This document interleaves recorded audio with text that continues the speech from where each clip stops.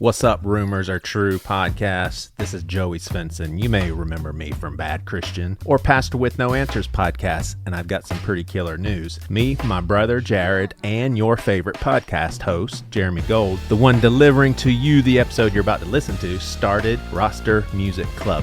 In the last 3 months, club members have enjoyed 6 online performances by some of the very artists you and I love, including Gyro from Mortal, Bill from The Throws, and Ted from Craig's Brother. We've had a couple of hangouts, have established our club's top 10 tooth and nail albums, and we started a war.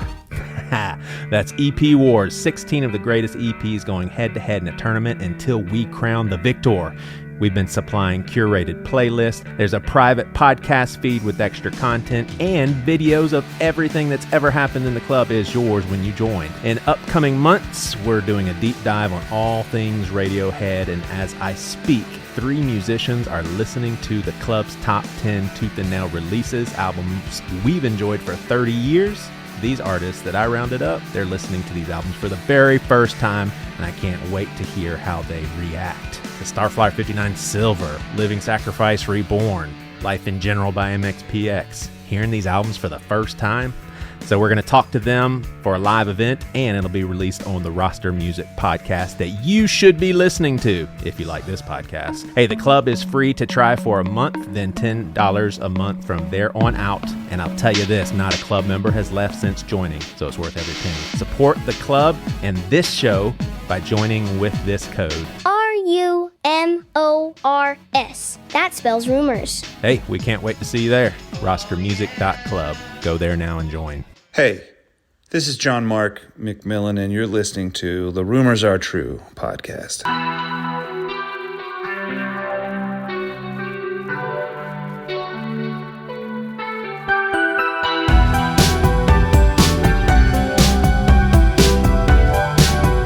Welcome, this is Jeremy Allen Gould, and I'm coming to you today to confirm between God and of man that the rumors you have all heard are true. I started this podcast to have a platform for the bands and artists that I've worked with in the past, as well as new musicians and artists that influenced myself and many others. The Rumors Are True podcast is an opportunity for the artists to tell their story their way. I'm still in the business of confirming rumors. I still love a good conversation, and I still freaking love music. So thanks again for joining me on this journey, and I hope you like what you hear. With that said, the rumors are definitely true.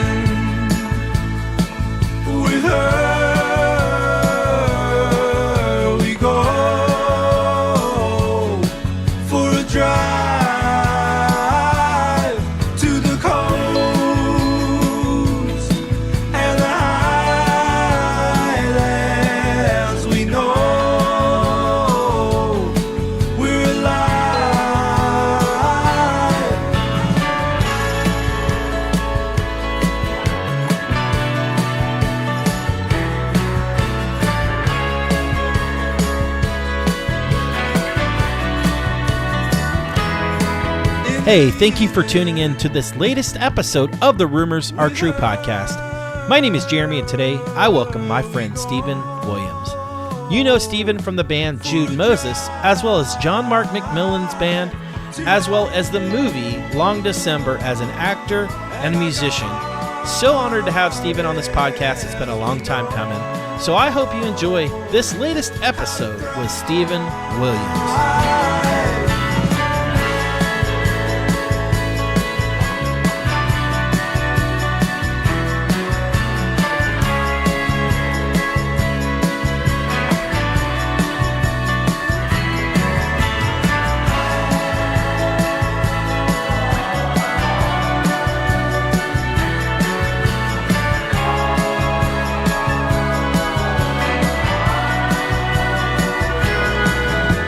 Stephen, what is up, my friend? Thank you so much for coming on the podcast. Yeah, man. So excited to finally do this. I I've been know. seeing you post everything. Like, come on now, I I'm haven't ready. forgotten you, man.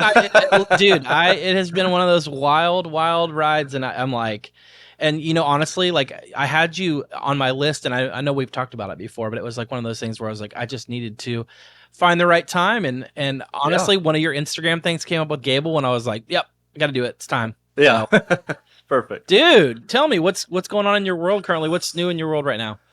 I have a perfect little girl. Oh, She's about a year and a half. We took her to New York last week for Easter, and that was just really sweet. She traveled well. You know, as many parents would attest, like, that's a big deal. yes, it is. Yes, it is. So she did great during that, and then just gearing up for this next John Mark tour. We hit the road like literally in a week. It's exciting. We have a couple of days of rehearsal, then we'll rehearse May 5th, and then we'll roll out that night to Atlanta. That's awesome. Start hitting the road. That's So, exciting. Yeah, you're coming Yeah. down my way too. Are we? Yeah, Are we Jacksonville. on It's in this? September, I think. Okay, I didn't know if that was on this leg or September, because I think September is more southeast Yeah. than northeast. That's awesome. How big are the venues you guys are playing on this? Similar to Murray Hill. 600 caps. Yeah. That's awesome. And then Citizens is opening or co-headlining, however you want to call it. But we toured with them in Australia, and that went really well. And so when they were talking about openers, their name came up, and so they're a really cool band, like really fun.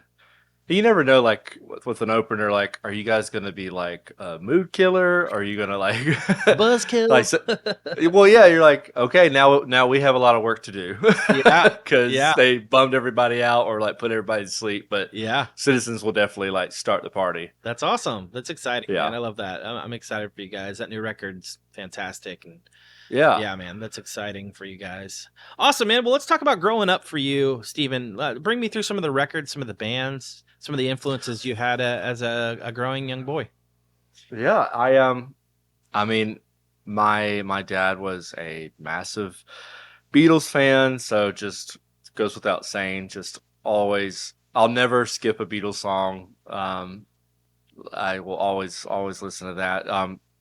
As far as like a big influence, another band that he really loved was Crosby, Stills, Nash. Oh, yeah. Just that folk sound, the lyrics, and obviously the harmonies are a massive influence for Jude Moses. So a lot of those sort of folk bands, Peter, Paul, and Mary, Mamas and Papas, like anything like very harmony based was like my bread and butter. Just something about voices singing different notes and it sounding awesome, just like excited me. And then like growing up, like the current music was like, I loved the band Jet, and then Strokes, and then my brother John got me into Radiohead. Oh, yeah. Because my brother John was a lot older than me, and he was like the college cool brother. And I remember he came back down to Georgia one time with Hail to the Thief CD. Oh, yeah.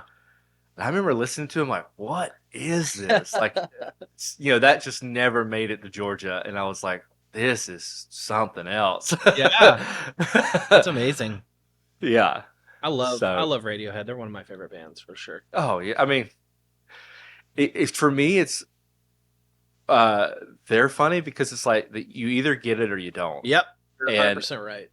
I remember one time I was working on this job site, and I had been playing Radiohead, and the guy I was working with was like, man, can we listen to something else? I just don't get it. And then that song There came on Hail to the Thief, and then it was going halfway through, and he literally said, I get it. And then he was a huge Radiohead fan after that. Awesome. That's amazing. That's so cool, Yeah. dude. I love that. Well, you mentioned Georgia. Where were you? Where'd you grow up in Georgia? I grew up in a very, very small town called Vidalia. Oh, I You know may where have that heard is. of our- Yeah. You may have heard of our onions. We're close to Jacksonville. Yeah, not too far. But yeah, that's our big calling card is the sweet onions. Yeah. But man, yeah, we did not grow up close to a big city. I remember my first like real concert, like not like these podunk little towns or shows, whatever. My real true first concert was Coldplay. Ooh. In Charlotte with my brothers, and we saw it was during the X and Y tour. Nice. And he's doing Fix You, spinning the light, and I was like, "What Game is this?" And I probably was like 16. Like Wow. my first real concert wasn't until like I was 16. That's amazing. Yeah. Blew your mind, huh? Well, is it amazing or is it sad? Were you playing instruments at that time at all, or were you did that kind of inspire you? Well, I started playing guitar after hearing some Johnny Cash songs. He wasn't a big harmony guy, but like his lyrics were pretty dope to me, and I just started learning a few chords, and eventually I was like, okay, I feel good about those chords, and I remember really getting into banjo, and I took a couple lessons from this crazy lady that when she would play, her jaw would like go back and forth like to the side. When she would play, and as soon as she stopped playing, she wouldn't do it anymore. And then I took some piano lessons, learning how to like make chords and everything.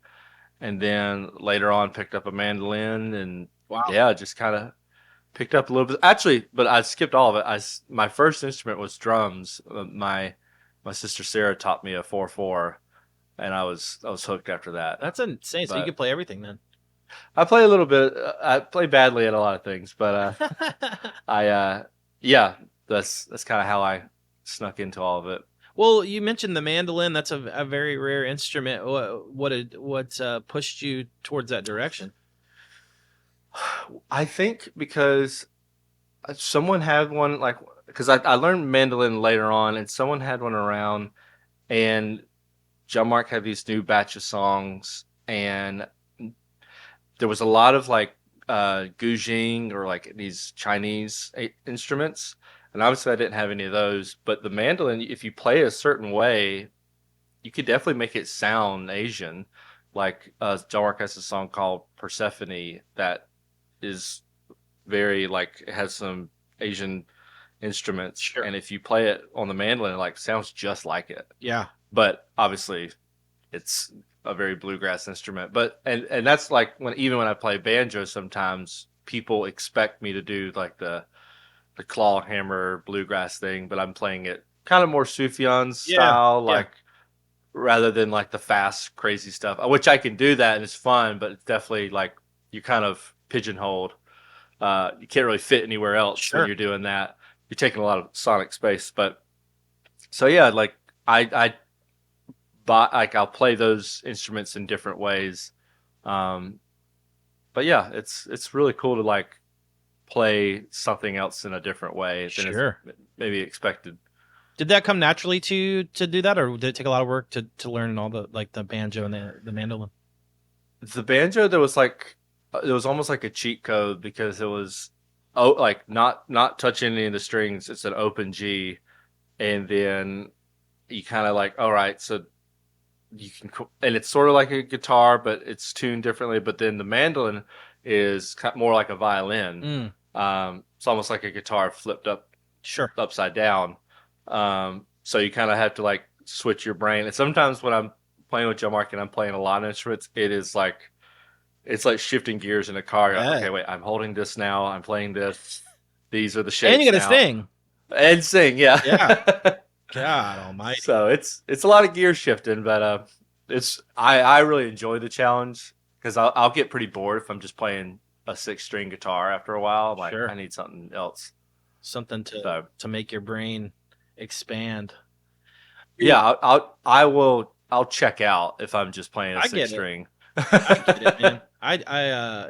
Absolutely. Well, I like that you look at it as a challenge, though, as opposed to just a job. It sounds like you thoroughly enjoy doing it, so that's cool. That's awesome. Very cool. Awesome. Yeah. Well, let's talk about some of the early bands. I know you kind of mentioned playing drums and some instruments. Bring me through some of those early bands that you had. My first band I ever was in was this punk rock band in high school. We have no recorded music, but it's a band called Explore.Explain. I love that name. And I played drums in it, which is so funny. But we did like 2 shows, and I remember because there's this old theater in our hometown called the Powell Theater, and I remember we did a show there, and I swear to you, it was like maybe 5 people there. Massive room, 5 people. Brutal. But I was like, I was playing drums. I didn't care.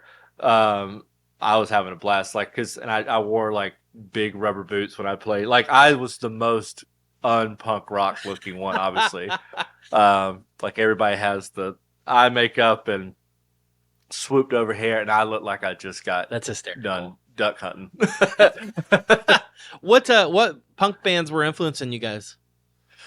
Oh, let's see. I mean, I was a huge System of a Down fan. Oh yeah. Like their intricate parts. Yeah, exactly. And I mean, if you really like break it down, they are like a super complex. Oh yeah, absolutely band. Like I know Rick Rubin like goes on about them. Just they're not just like stop start. It's like really syncopated, cool stuff. So I listened to a lot of that. So that gave me sort of. They were almost like a gateway into like sort of world music, like not quite American, like especially with Serge's melodies, like the Armenian folk stuff. I mean, straight up just like Armenian melodies, and that was like kind of the first influence of that stuff. And then I was a big Strokes fan. I know they're not quite punk, great band. But yeah, I mean, just love their drums and bass stuff. Yeah, I mean, that was super fun. That's awesome. How long were you guys a band?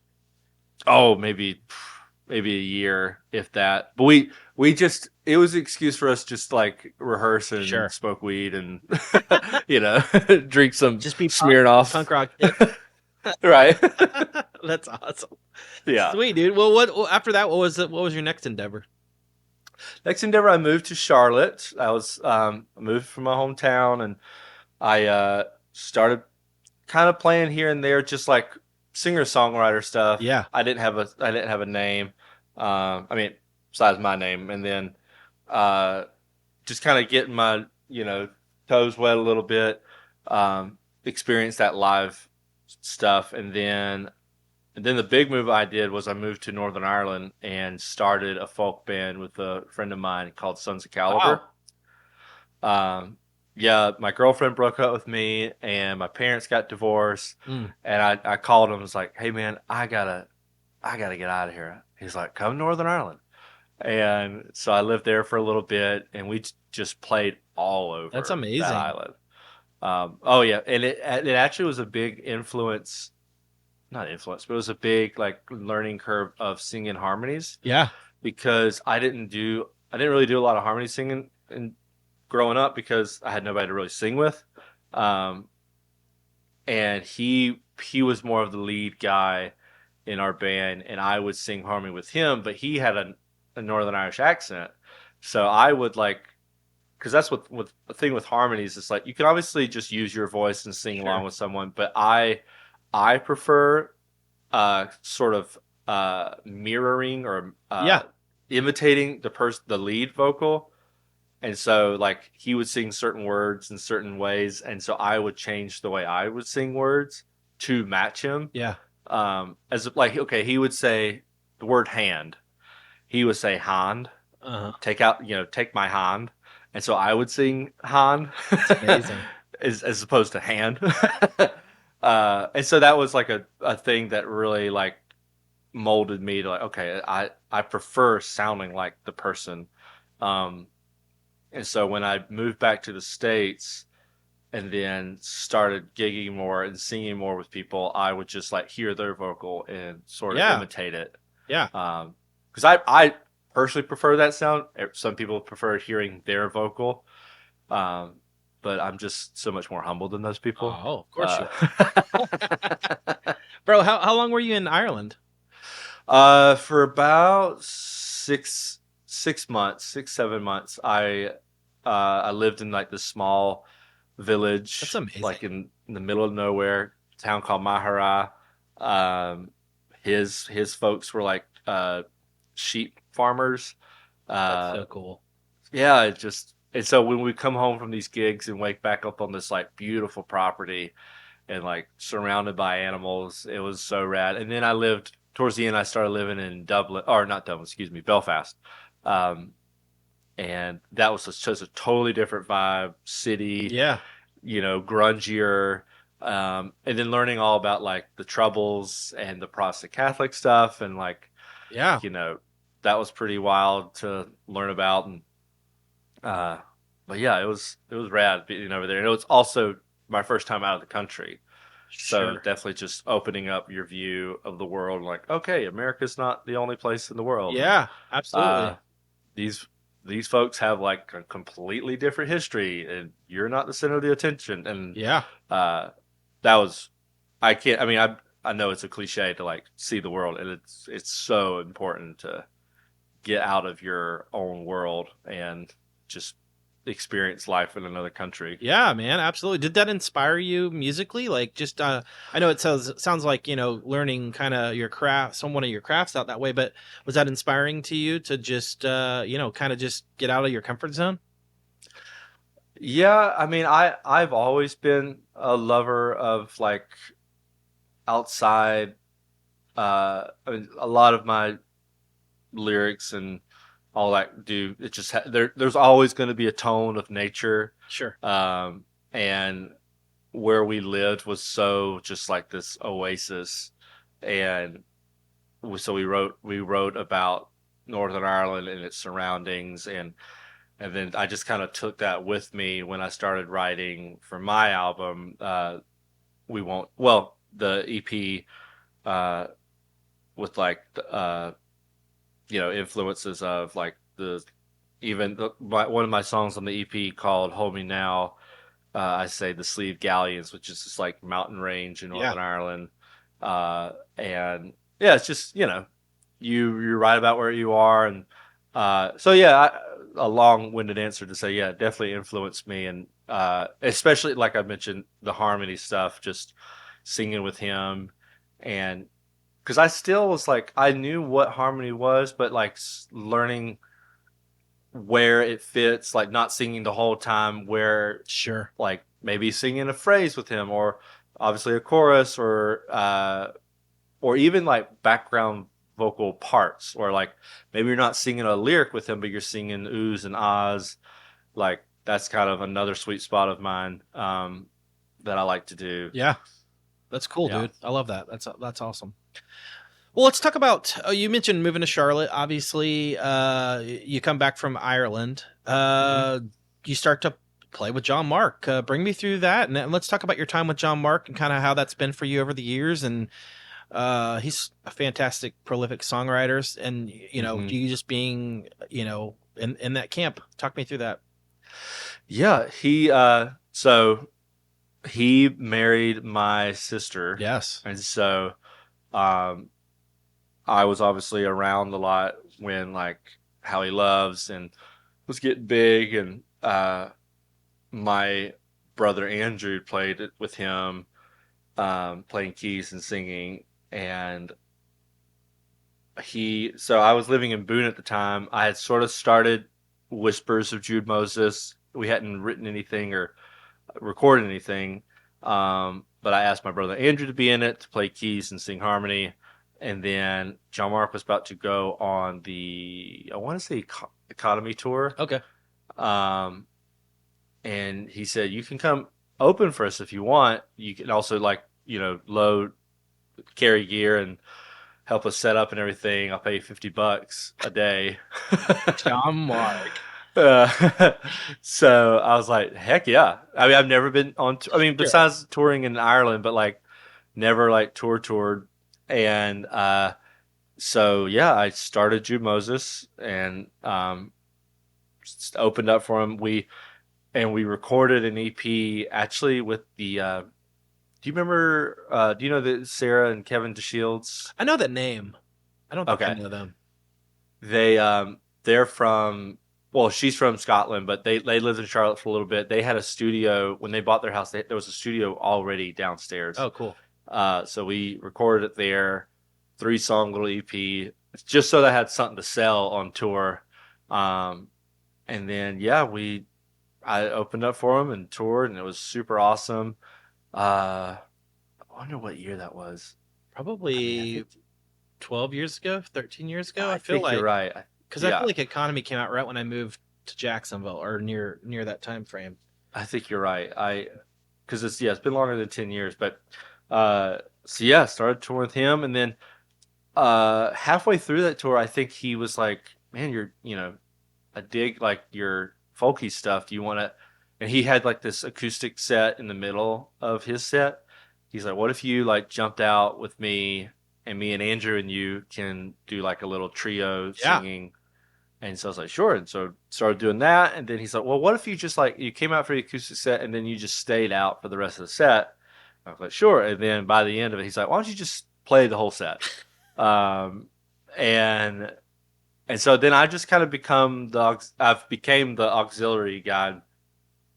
So like, I don't record a lot with John Mark because he has like incredible talent, like whether he's doing it with whoever he's with. There's obviously plenty of people there. So, but I will like I said earlier, just pick up an instrument and figure out a part or a harmony. And so, like I've recently, like the past 3 or 4 years, have been playing a lot more keys, which I would say is like my fourth language I speak.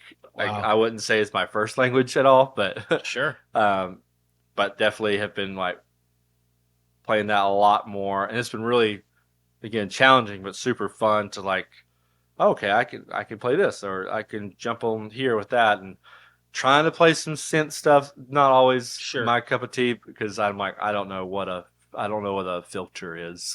Yeah. They're like, oh, you got to open up your filter. I'm like, I don't know what that means. Actually, this one time we were touring with Josh Garrels. And this happens every tour. We open up with somebody or doing something with somebody.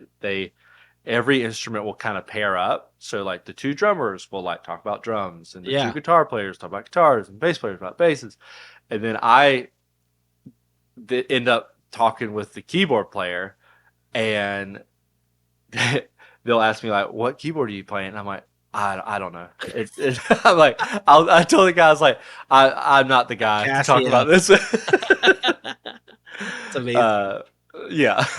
But it's been great, man. I mean, I played with John Mark for, I guess 12-ish years. What's it been like? I mean, what are some of the highlights for you? I mean, I would say like playing at Red Rocks was like probably top 5. We were on tour with Need to Breathe. Super long tour. I had just gotten married. My wife had to buy our house without me. Because she had to close. Sure. Because we had looked at the house together, and then I jumped on the tour, and she had to close for me. But Red Rocks is pretty dope. And then we've gone to like New Zealand. Unbelievable. And I've been to the Shire twice. Hell yes. Which feels like a pretty sick flex. It is a sick flex. I mean, because I'm a huge Lord of the Rings of course, fan. And so I was just like nerding out. And because actually me and John Mark and Sarah and my buddy Ben went there to do like these acoustic takeaway videos. Oh, cool. So we literally, and a lot of the stuff in Lord of the Rings was recorded in the South Island. And so we like literally were like, okay, where's Mordor, where's Rivendell, where's Rohan, and we would record at those places. That is amazing. I never even heard that. That's so cool. I need to check that out. Oh, it was like pinnacle of like nerding, like just loving. That's sick. Loving it. And yeah, Red Rocks, New Zealand. Done a few shows in Brazil. Early on, we did Brazil a lot, and those were wild, fun shows. Such a different culture, but like, just folks are stoked. I've never felt more like a Beatle in my life. Like, they would like bang on the car door and the windows. Like, I'm like, do they think we're the Beatles or the Rolling Stones? Like, they're just excited folks, and they're awesome. That's so cool.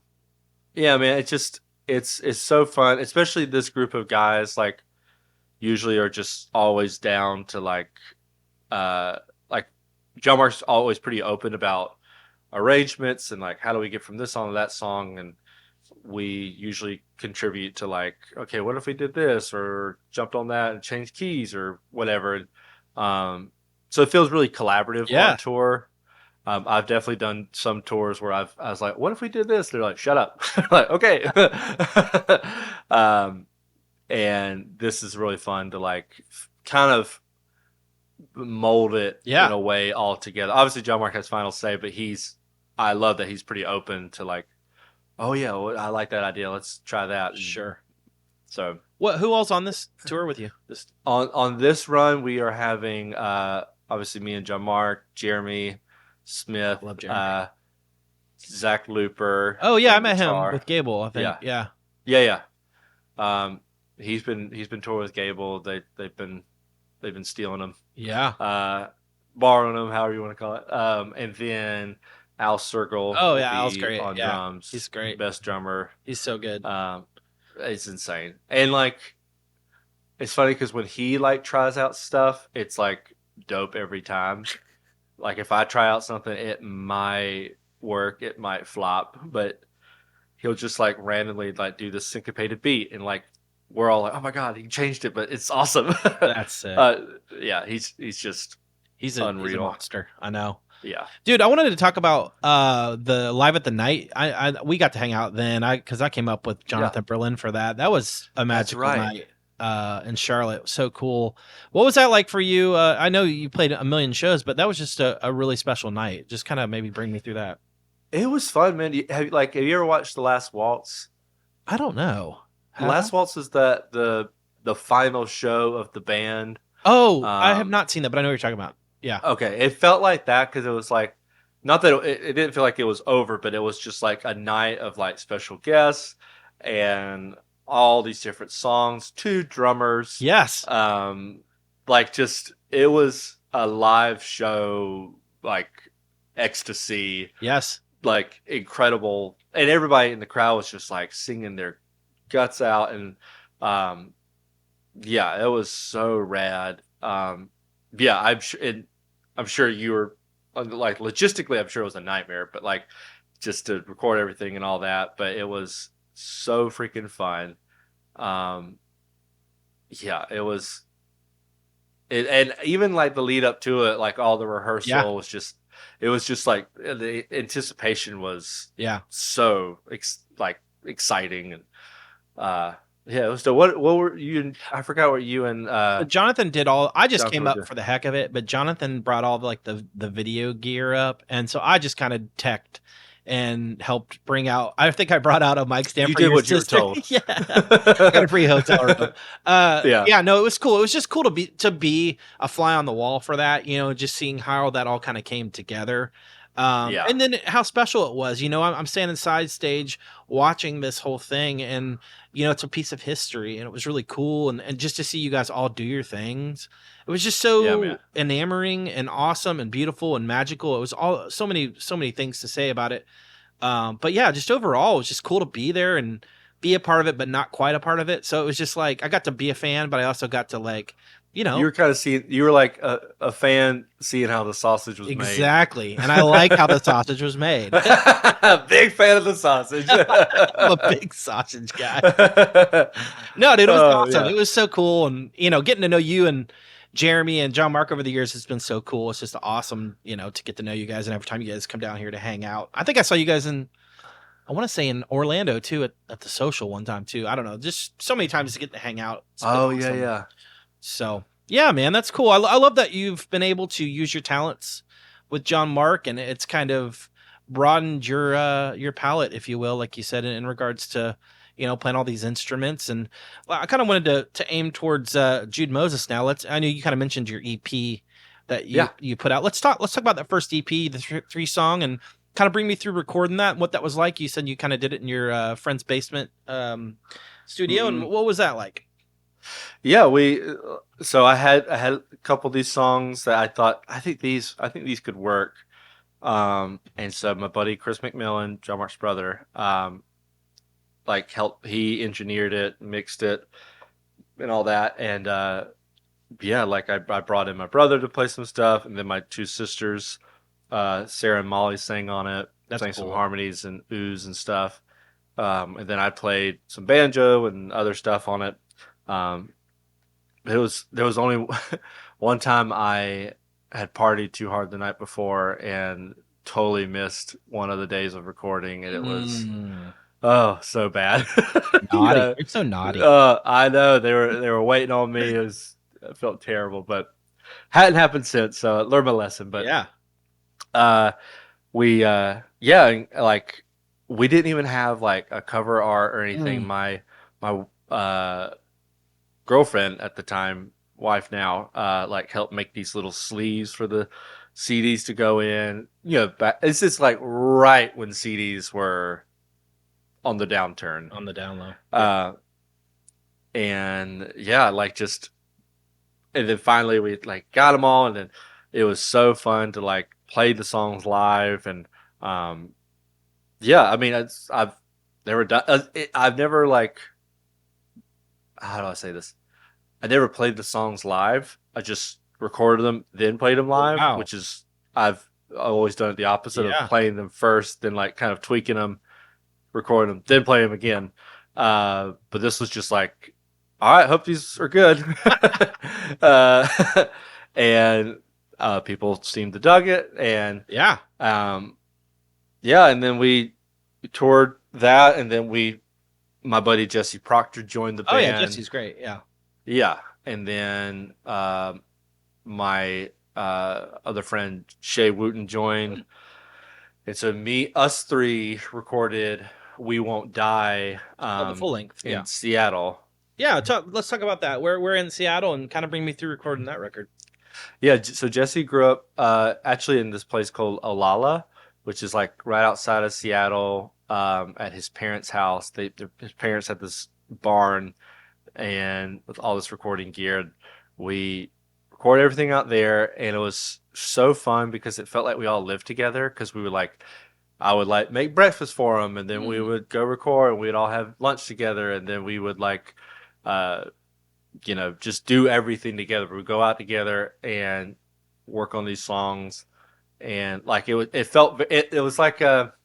the whole Bon Iver, Bon Iver, in the cabin, just all living together. Just, it was such a fun experience. And, and then we finished it off in Charlotte, with the help of Joel Corey. Oh, love Joel. And then, some of my friends played strings on it, and then Jake Stevens played electric on it, because we didn't have an electric player at the time. Now we do. This guy named Kevin Smith in town. One of the greatest, in my opinion, greatest guitar player in Charlotte. That's awesome. And in North Carolina, just so creative. But anyway, so "We Won't Die," of course, some songs, and we didn't really tour it, but we put it out, and it was, people seemed to really dig it. And I mean, did you shop it at all, or did you just undo it yourself? No, just do it ourselves. And my buddy Nathan Horst mixed it, and we did a Kickstarter for it. Oh, okay. Meant to mention that. I didn't know how much an album cost. And so I just did $10,000, and we got $11,000, and just kind of all right, how much does this cost? And it was just the whole Kickstarter thing, I know it's such a stressful thing, and some people do it. I don't think I'll ever want to do it again because it was just a nightmare to like promote. Yeah. And I remember there was one guy, and I'm sure he won't listen to this, so I don't really care. But it was like a year or 2 years later, maybe even longer, after a John Mark show, this guy came up and says, "Hey, I'm ready for my hang with Jude Moses." I said, "What?" He said, "Oh, that was one of my rewards for the Kickstarter." And I was like, "That was 3 years ago." And he was like, "Oh, well, I'm ready now." And I was like, "I'm not. No, we're not doing this." You missed it. You missed your time, bro. Well, I was like, we probably sent you a bunch of emails, and it doesn't seem like you responded to any of them. Like, it's over. That's hysterical. And he kind of was like, "Okay." Like, I think my case was so laid out and logical. He's like, "I don't really have anything against that." So unbelievable. That's hysterical. I've heard horror stories with Kickstarter and rewards that were not done. So I totally, and yeah, I mean, you snooze, you lose, dude. Like, dude, my philosophy now, as someone that has done a Kickstarter, if I do give to a Kickstarter, Indiegogo, one of those things, I don't want a reward. Yeah, I can. Don't give me anything. Yeah, you just because I know what it takes to make it happen, and just don't worry about me. Yeah. Here's the money. Don't send me anything. Awesome. That's amazing. Hey, this is Jeremy with the Rumors Are True podcast. Are you looking to spice up your meals with something real? Introducing Voyager Hot Sauce. Born in Seattle, rooted in the heart of Jalisco, Mexico, and built on community, quality, and excellence. Crafted in fresh small batches with agave nectar for the perfect sweet heat. Voyager is more than just a hot sauce. It's a symbol of gathering, authentic connection, and flavor that brings people together. Whether it's tacos, eggs, pizza, or cocktails, Voyager goes on everything. Head over to VoyagerHotSauce.com to hear their story, explore recipes, and place your order today. Let me ask you this about We Won't Die. At the time, how did you feel about the songs, and how do you feel about them now?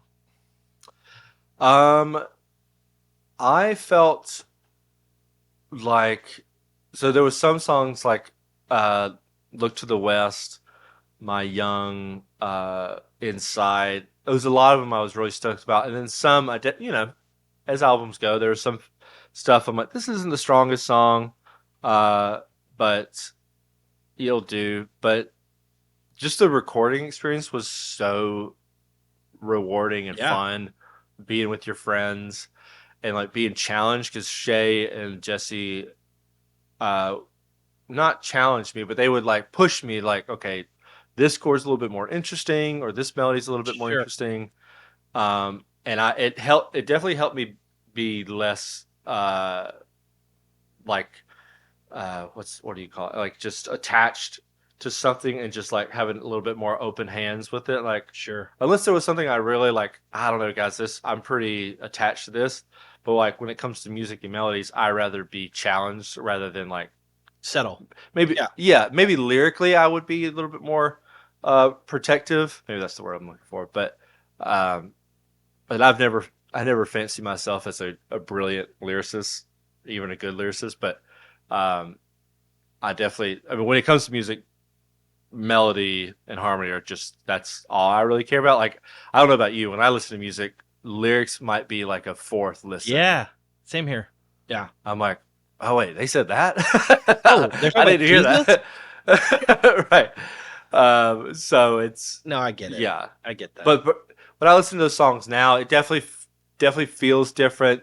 Like, of course, you're like, I would have maybe recorded it this way, or maybe sung it this way. But what's the point of thinking like that? It's like, it's a definitely timestamp of that time in my life of like, I was definitely a little bit more edgier. Like, I felt like that was necessary to be a little like tougher sounding. Sure. And now I definitely I don't like, even though I'm older, I don't feel that need to like prove myself. I'm like, Yeah. either you like it or you don't. That's fine. Yeah. Yep. I mean, you can definitely tell a sonic difference between "We Won't Die" and "The Beauty." Even in the titles, just the "We Won't Die" is so like Yeah. and "The Beauty's like just all in the name. Sure. like Dude. Absolutely. uh, What when you kind of mentioned playing some shows on this record? Did you tour it at all, or just mainly local? couple of local shows. Yeah. Me and Jesse, Shay and Kevin did like a small little run. But no, I'm like, I would love to tour, but I just don't know how to do it. Even though I do it all the time. Well, you're not having to put it all together. You're just right. Yeah. Exactly. So I would love to like do a small run, like especially like Southeast, like Yeah. Georgia, Florida, just my bread and butter places. Yeah. But maybe one day. I Yeah. don't know. Absolutely. Yeah, yeah. totally, man. Well, you mentioned the Beauty EP. Let's talk about that. By the way, I like all these records too, or these ones we've talked about, but this one I really, really connected with. Yeah. Talk me through the Beauty EP. Maybe your thoughts from recording that and the time of recording that. Yeah. So the Beauty was like it was sort of not born out of COVID, but definitely written a lot during COVID.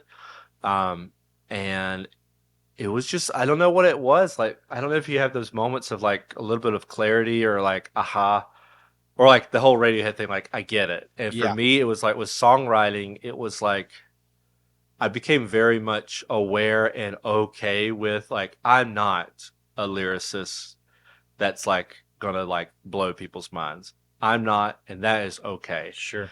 However, I do want to like, have like great melodies and great music, moving music.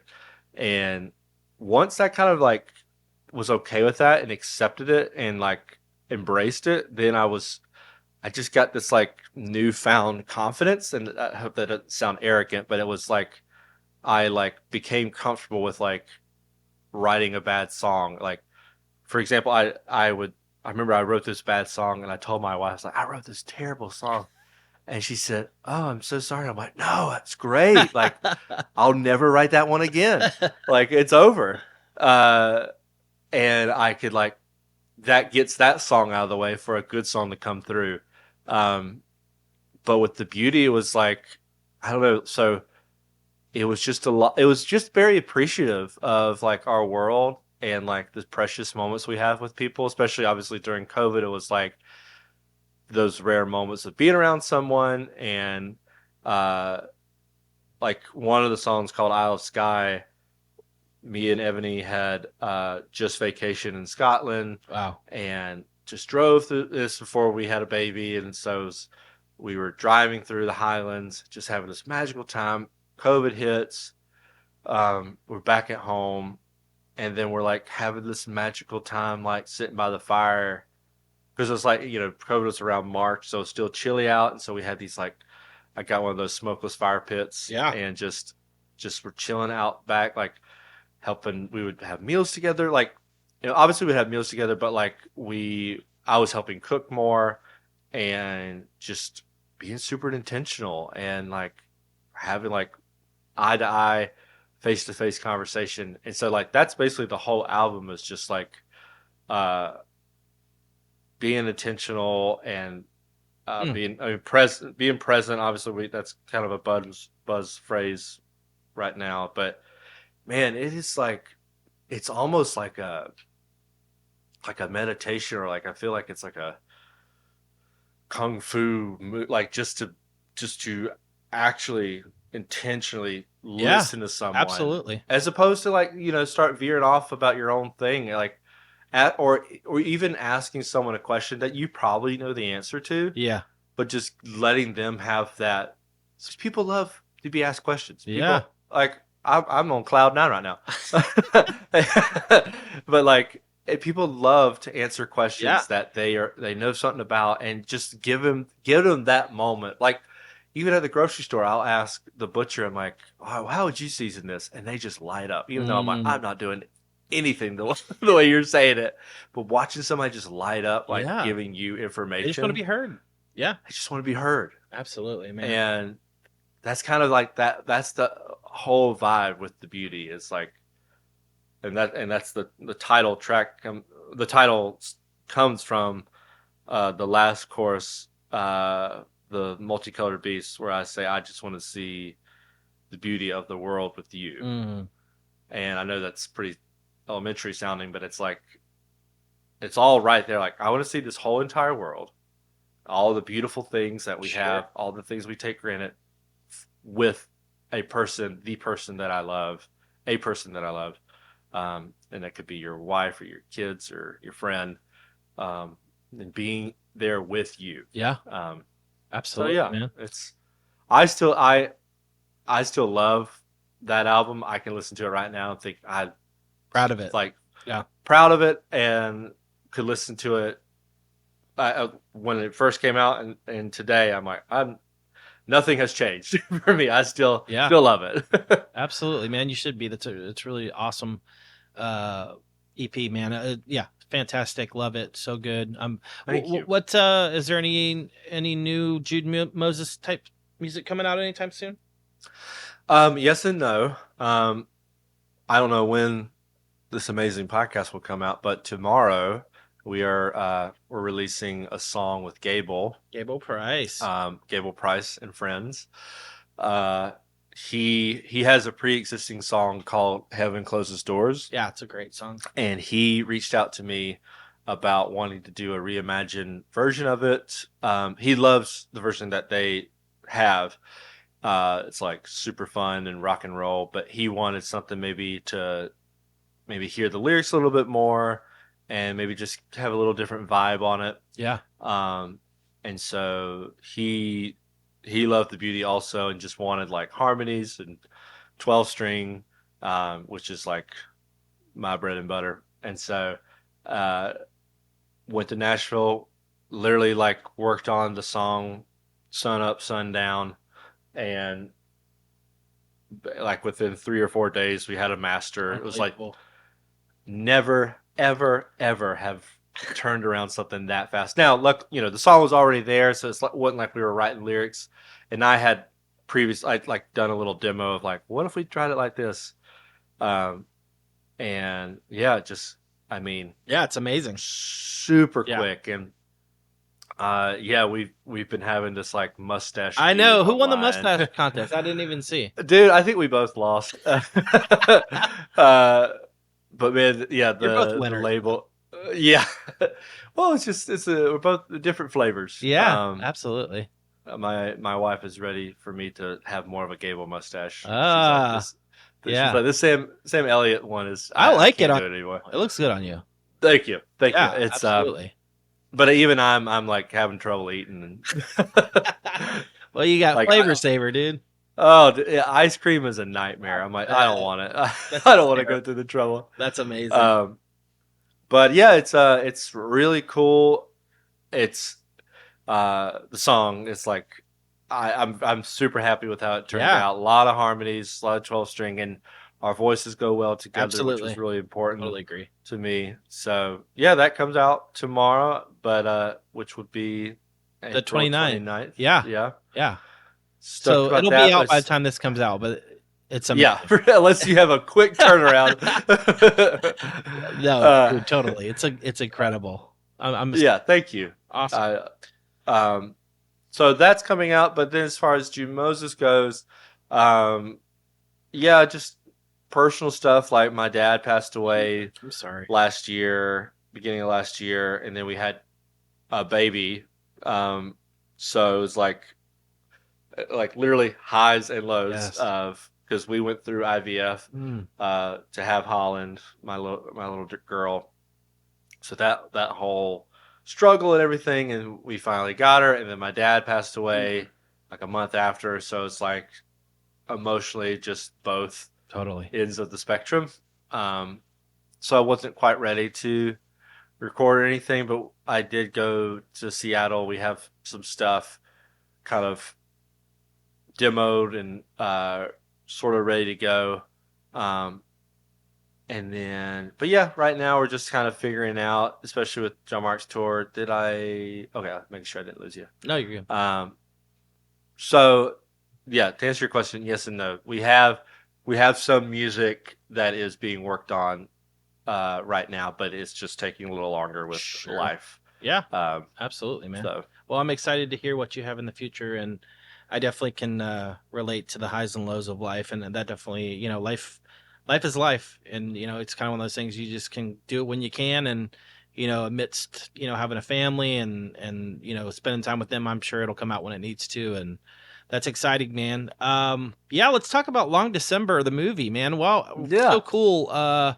Bring me through how about this. that? Yeah, I mean, acting in it, the soundtrack, the whole thing. Bring me through how this kind of came through, and your perspective on when you were doing it and now.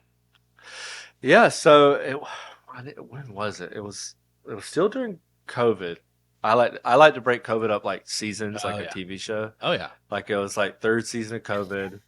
Like the plot's all wrong. Oh, yeah, like what do we even do anymore?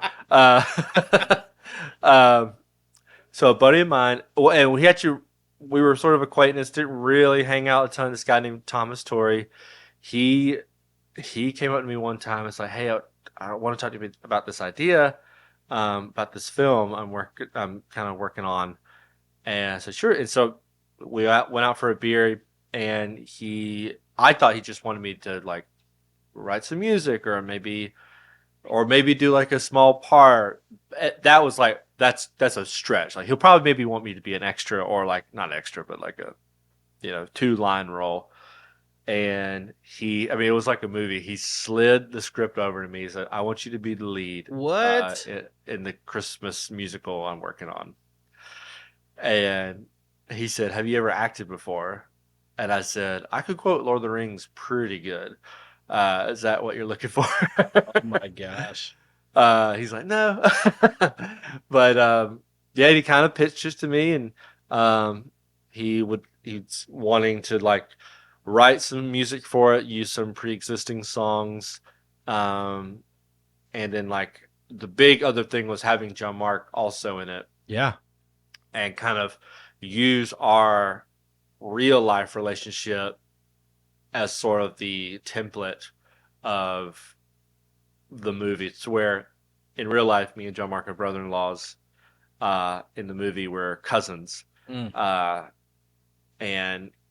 in the movie, I toured with him, but then at some point I went off my own. In real life, I'm tour with him and do my own thing. So just, and then like in the movie, I lay tile in real life. A lot of similarities. So that was the big hurdle to like get me and John Mark both involved. And I literally, me and John Mark were talking about it. I was like, I'm not doing it unless you do it. He's like, I'm not doing it unless you do it.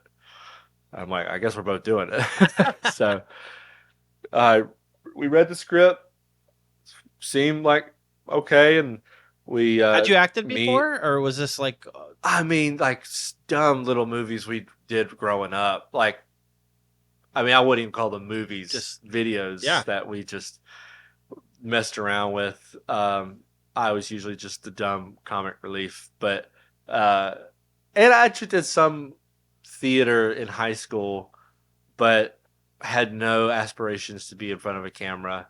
Was that nerve-wracking?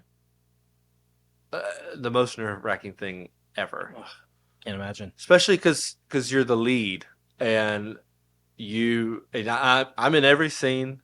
There's no scenes without me. So I'm on the whole time. And you have a whole crew of people counting on you to be believable. And so, yeah, I wanted to die inside. But man, the guys and girls that he got involved. For one, he got a bunch of musician friends. He told me, we got to get a bunch of musicians. I'm like, I'll take care of that. Yeah. Got all my friends, got half of Jude Moses in it, John Mark's guys, Panthers, and then some like Drake Margolik's in it. Yeah. And then Sarah DeShields, who I mentioned earlier, she's in it. So that was really dope. And then Kevin Daly was the music supervisor, composer. He wore like 5 different hats. He was involved with that. And then the actors and actresses he got were like just so freaking nice. And like my wife in the movie, Emily Althouse, she was super, super warm. I remember we got dinner the night before we were going to be acting, because I was like, hey, I've never done this before. Do you have any tips? Or like, and she was just so down to earth. Like, you know, I didn't know if she was going to be like, don't talk to me until we're on set sort of vibe. But literally, we were like, it was right around when Succession was still on. Yeah. And she's like, who do you want to win in Succession? All right. You know, and I was like, I don't know, you know, Yeah. maybe who, whatever. And then she was like, oh yeah, and I'm also a huge radio fan. I'm like, all right, this could work. Yeah. Heck yeah. And so she's from Kentucky, and she was super down to earth. And like, Charlie Kuntz is also in it. He's in Community. Oh wow. Yeah, he plays John Mark's manager in the movie. He was super dope. Just really fun, not pretentious, and just had a good energy on set. And then Maximilio, who's in it, he was in The Americans and a few Marvel films. Also, everybody was just like super patient and had their little tips and tricks. That's cool.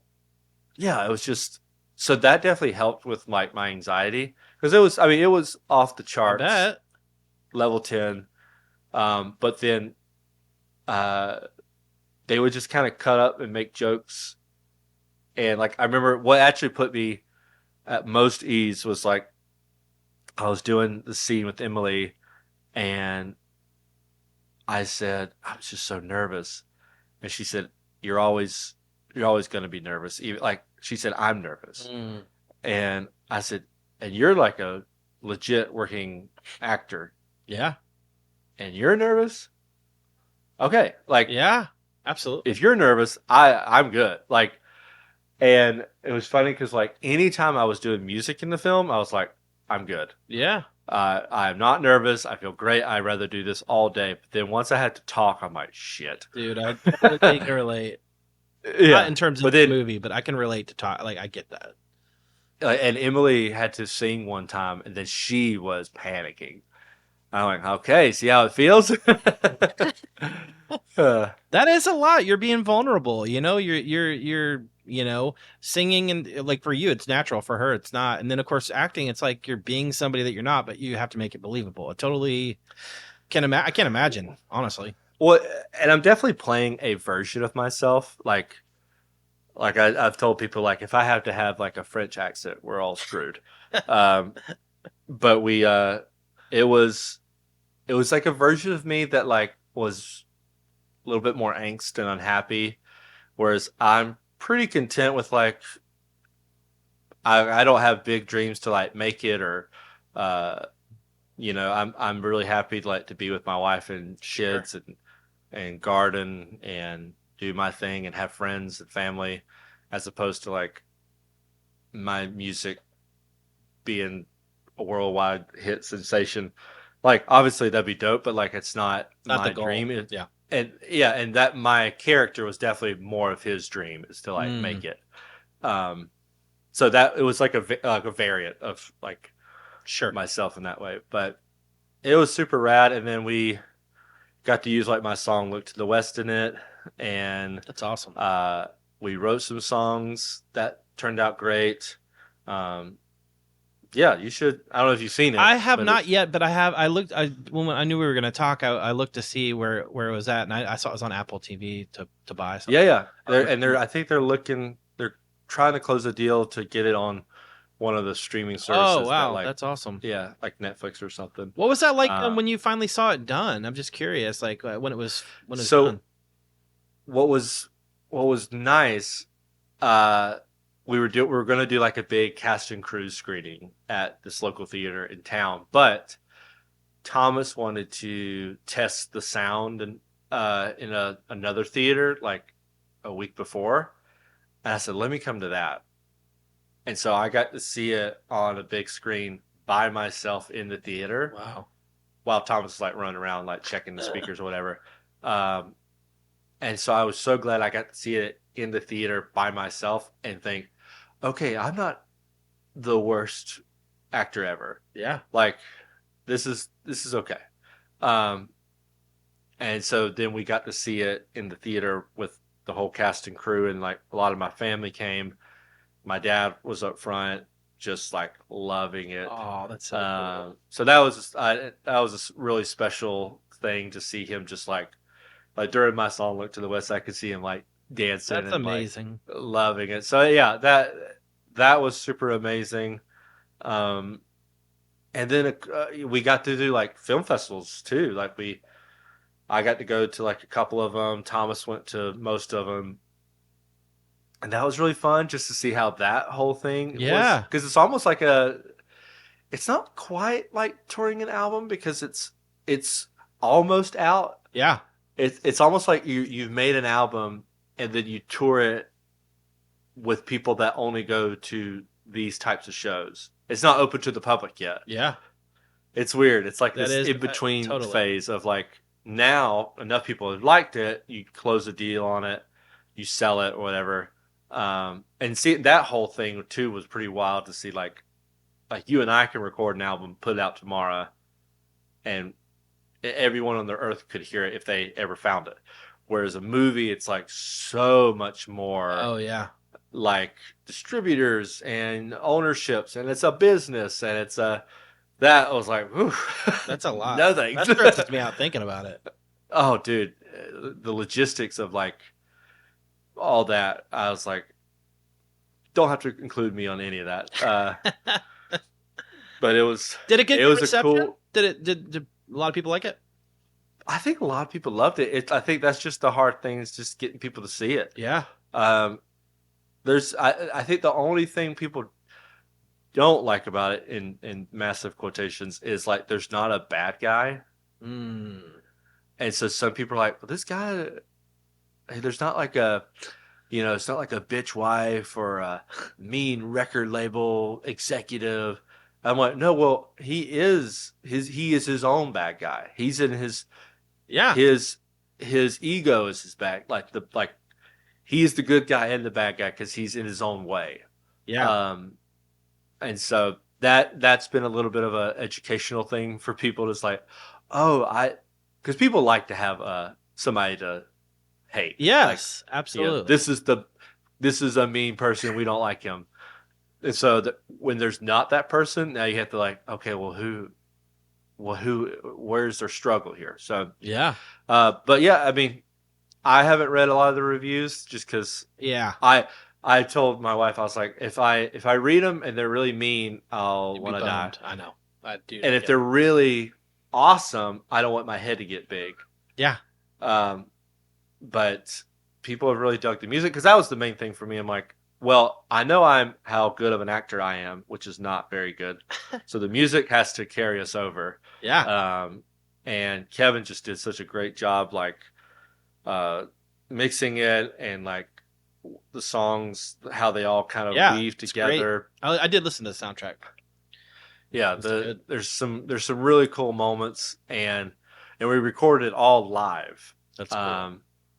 Like I had for the acoustic stuff, I had like this tiny little earpiece blasting a metronome, and yeah, so that was a cool challenge to like.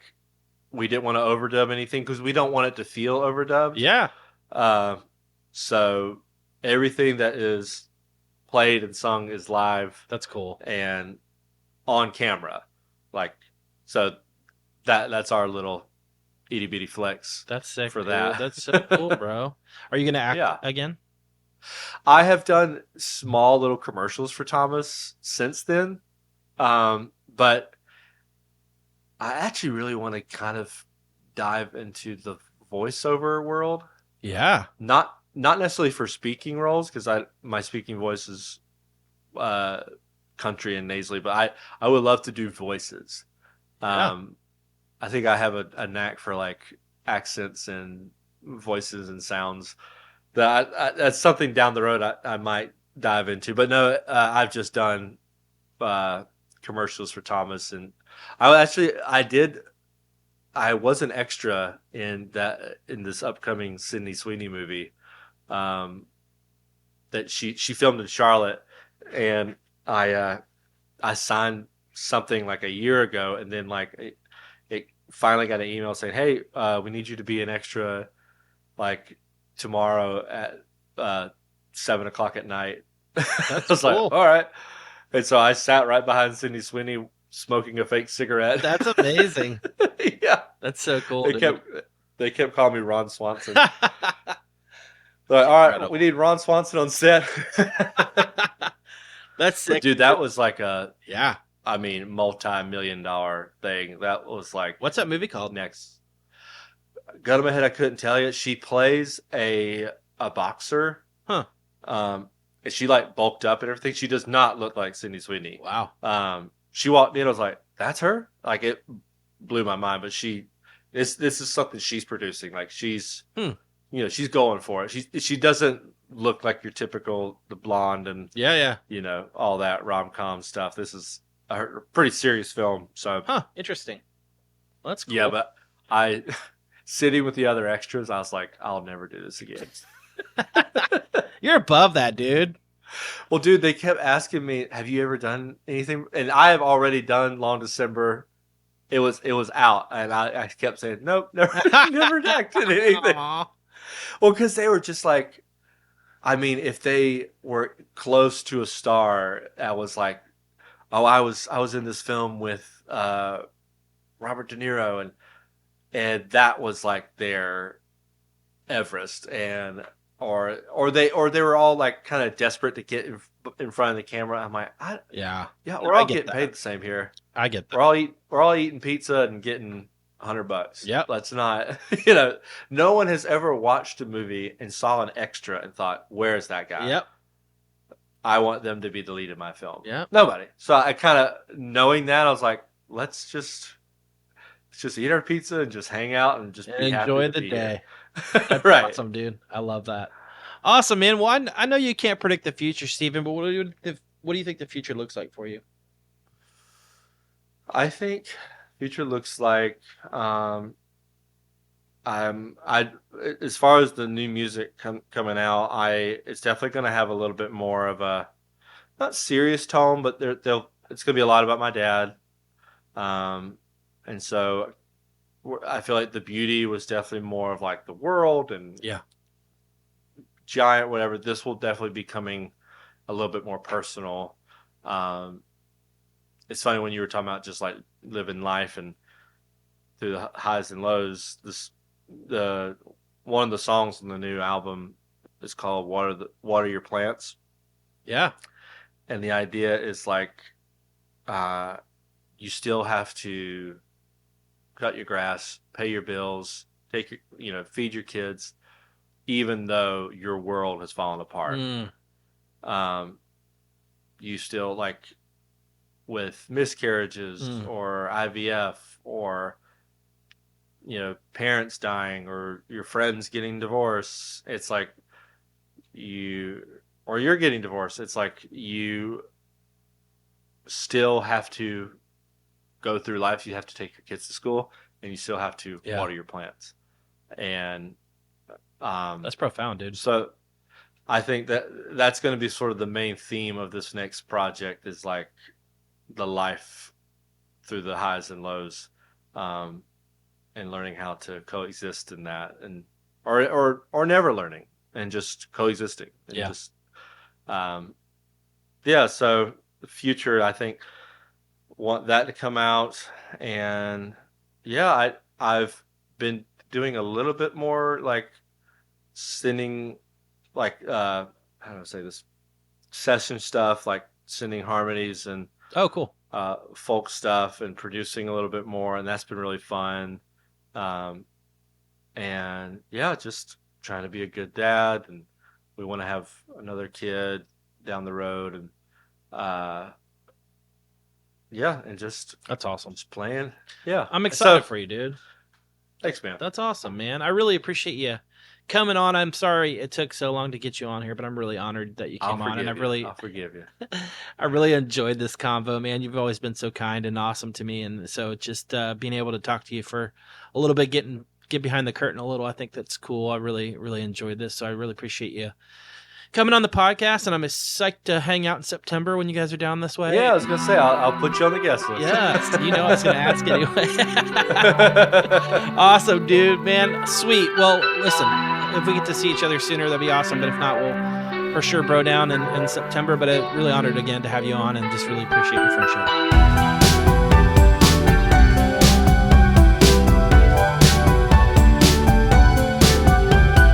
Thank you, listener, for tuning in again and again. I really, really appreciate it. It's been an honor to go on this journey with you, so thank you for that. If you'd like to add me on Instagram and Facebook at The Rumors Are True Cast, if you'd like to like and subscribe, you know the drill. So thank you to Stephen Williams. So honored to finally have you on. It's been a long time coming. Really appreciate your friendship and being so candid. Really enjoyed the conversation. So thank you again to Stephen Williams. Got some incredible artists on the horizon, guys, and you know it. Nostalgia is still a heck of a drug.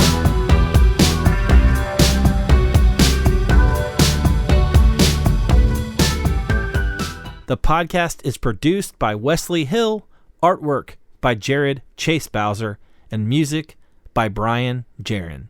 This episode is dedicated to the memory of my dear friend, producer, and man of many talents, Brian Jaron.